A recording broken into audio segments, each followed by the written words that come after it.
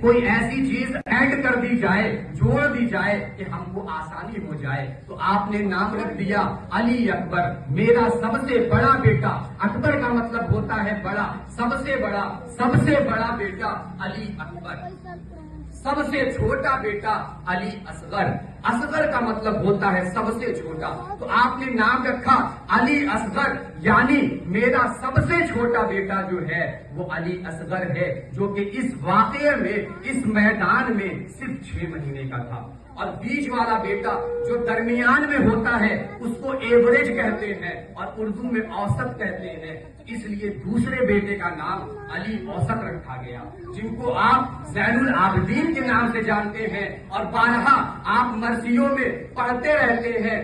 زین العابدین کا نام عابد بیمار کے نام سے آپ جانتے ہیں، کیونکہ آپ اس جنگ میں بیمار ہو گئے تھے، تو بیماری کی وجہ سے آپ کو عابد بیمار کا نام دیا جاتا ہے۔ لیکن زین العابدین، عبادت کرنے والوں کی زینت، یہ نام کیسے پڑا؟ قربان جائیے، ہم حسینی ہیں، بے شک حسینی ہیں، لیکن ہمارا دعویٰ کہیں نہ کہیں جھوٹا ہے، ہمارا دعویٰ کہیں نہ کہیں کمزور ہے، ہمارے دعوے میں وہ مضبوطی نہیں ہے، کیونکہ جب ہم زین العابدین کی ذات پر نظر ڈالتے ہیں تو یہ وہ ذات ہے جو ایک رات میں ہزار نفل پڑھا کرتے ہیں، اور ہمارا حال یہ ہے کہ ہم 5 وقت کی فرائض انجام نہیں دے پاتے۔ صرف زین العابدین کا نعرہ لگانا کیا ہماری محبت کی علامت ہے؟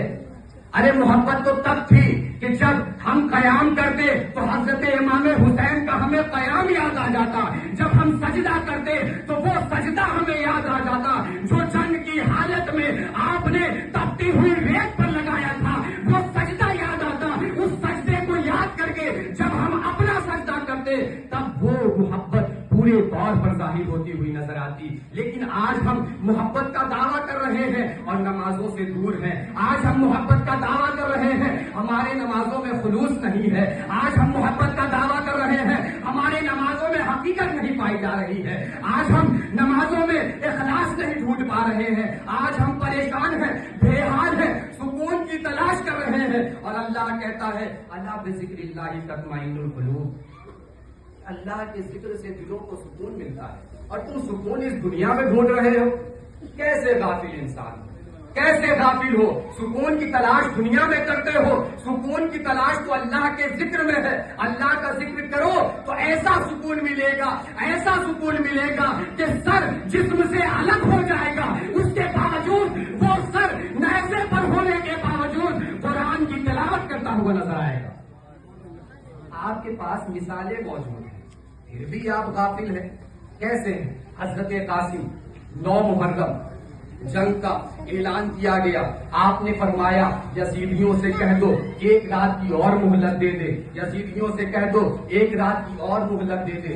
1 رات کی مہلت ملی، آپ نے اپنے رفقا سے کہا کہ تم لوگ اب یہ جان لو کہ یزید جنگ پر آمادہ ہو چکا ہے، وہ جنگ سے باز آنے والا نہیں ہے، وہ جنگ سے باز نہیں آنے والا ہے، یہ ہماری آخری رات ہے، اس آخری رات میں تم چاہو تو اپنے گھر واپس چلے جاؤ، تم چاہو تو اپنے گھر واپس چلے جاؤ، کیونکہ میرا معاملہ یزید سے ہے، میرا جو کچھ معاملہ ہے یزید سے ہے، میں سمجھ لوں گا جو بھی معاملات ہوں گے میں یزید سے بات کر کے اس کو سمجھ لوں گا، تم لوگ اس جنگ میں مت آؤ، تم لوگ چلے جاؤ۔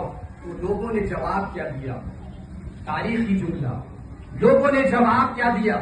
سنیں، وہ ساتھی، وہ رفقا کیا کہتے ہیں؟ وہ کہتے ہیں نہیں، ہم یزید کا من کی منشا کو جانتے ہیں، ہم یزید کی منشا جانتے ہیں کہ وہ کیا چاہتا ہے، ہم میں سے ایک بھی تب تک یہاں سے نہیں جا سکتا کہ اگر جنگ کی حالات پیدا ہو گئے اور جنگ ہونی ہی ہے، یہ طے ہو چکا ہے، ہم میں سے اگر ایک بھی باقی رہا تو ہم اپنے خون کے آخری قطرے تک لاتے رہیں گے، لیکن دشمن کا تیر آپ تک نہیں آنے دیں۔ ساتھی ہو تو ایسا ساتھی کہ جب بات ساتھ دینے کی ہو تو جان قربان کرنے پر راضی ہو جائے، لیکن دین کے ساتھ سودا کرنے پر راضی نہ ہو۔ حضرت امام حسین کے رفقا چاہتے تو اپنی جان بچا لے، چاہتے تو وہاں سے چلے جاتے، لیکن وہ نہیں گئے. انہوں نے کہا ہم اپنے ساتھی کو، رفیق سفر کو، رفیق دین کو، رفیق دنیا کو اکیلا نہیں چھوڑ سکتے. نہیں چھوڑا. تو حضرت امام حسین نے فرمایا ٹھیک ہے، تم نے ارادہ کر ہی لیا ہے تو ایسا کرو کہ نماز پڑھ لو، اللہ کو یاد کر لو، اور اس میں جو آرام کرنا چاہتا ہے آرام کر لے. قربان جائیے، اگلے دن جنگ ہونی ہے، اللہ کو یاد کر رہے ہیں. اگلے دن جنگ ہونی ہے، نمازیں ادا کر رہے ہیں. اگلے دن جنگ ہو رہی ہے، اللہ کا ذکر کر رہے ہیں. اگلے دن جنگ ہونی ہے، اللہ سے دعائیں کر رہے ہیں. اللہ سے جو لو لگانی ہے، جو توکل اللہ پر رکھنا ہے، وہ توکل کو کمزور نہیں پڑنے دیا. ایسی حالت. اب صبح ہوئی، فجر کی اذان ہوئی. میں واقعے کو بہت مختصر کرنے کے بعد تھوڑی سی گفتگو کربلا کے بعد پر کروں گا کہ آخر ظالموں کا انجام کیا ہوتا ہے. کہ اللہ ظالم کے ظلم سے باخبر ہے، اللہ ظالم کے ظلم سے بے خبر نہیں ہے. جب اللہ کی لاٹھی برستی ہے تو اس لاٹھی میں آواز نہیں ہوتی، لیکن ظالم کا ظلم قیامت تک کے لیے ختم ہوتا ہوا نظر آتا ہے. آپ غور کریں گے، میں اس پر تھوڑی سی روشنی ڈالوں گا، ضرور ڈالوں گا.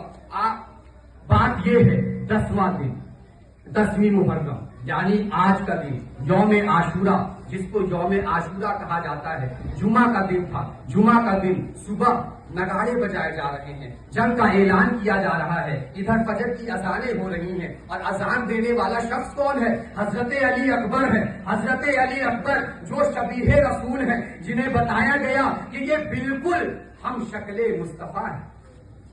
یعنی آپ کی شکل بالکل حضور کی ذات کی طرح تھی، آپ کا جسم بالکل حضور کی طرح تھا، آپ ہو بہو حضور کی طرح نظر آتے تھے. حضرت امام حسن رضی اللہ عنہ، آپ کا سر سے لے کے سینے تک جو جسم تھا حضور سے ملتا تھا. حضرت امام حسین کا سینے سے لے کے پیر تک جسم حضور سے ملتا تھا. لیکن یہ کیسا فرزند ہے، یہ پورا مجسمہ حضور کی ذات نظر آ رہا ہے. یہ پورا مجسمہ کائنات رسول کی ذات کو واضح کر رہا ہے. اس کے باوجود جب یہ میدان میں جاتا ہے پھر بھی دشمن نے رحم نہیں کیا. اب سوچیں وہ مسلمان کہے جانے والے لوگ آخر کس درجے ظلم و بربریت کا شکار ہو چکے تھے. ان کے اندر کیسا بغض بھرا ہوا تھا کہ وہ باز آنے کو تیار نہیں تھے. سننا چاہیں گے یا گفتگو کو سمیٹنے کی کوشش کریں؟ سننا چاہیں گے؟ مابعد کربلا کے بعد اب دیکھیں یہاں معاملات ہو رہے ہیں، یکے بعد دیگرے، بہت جلدی یکے بعد دیگرے، ایک کے بعد ایک لوگ شہید ہو رہے ہیں. حضرت قاسم آتے ہیں جو داماد امام حسین بننے والے ہیں، جن کا نکاح حضرت سکینہ سے ہونے والا ہے. وہ کہتے ہیں کہ میں بھی جنگ میں جانا چاہتا ہوں. آپ نے روک دیا، نہیں بھتیجے تم نہ جاؤ، نانا کی نسل کیسے آگے بڑھے گی؟ تم نہ جاؤ، تمہیں تو میرے بھائی کی نشانی ہو، تم نہ جاؤ. لیکن قربان جائیے حضرت قاسم پر انہوں نے کہا میرے والد نے یعنی حضرت امام حسن نے مجھے ایک وصیت کی ہے، ایک وصیت لکھ کے دیا ہے. اس کو میں نے تعویذ کی طرح بنا کر اپنے پاس رکھ لیا ہے، اس کو تعویذ کی شکل میں اپنے پاس رکھ لیا ہے. انہوں نے وصیت کی تھی کہ جب تم پر مشکل ترین وقت آئے گا تو اس کو کھول کر پڑھنا. آج میں نے جب دیکھا اس مشکل ترین واقعے کو دیکھا تو مجھے سمجھ آیا کہ آج سے زیادہ مشکل وقت ہم پر کوئی نہیں آیا.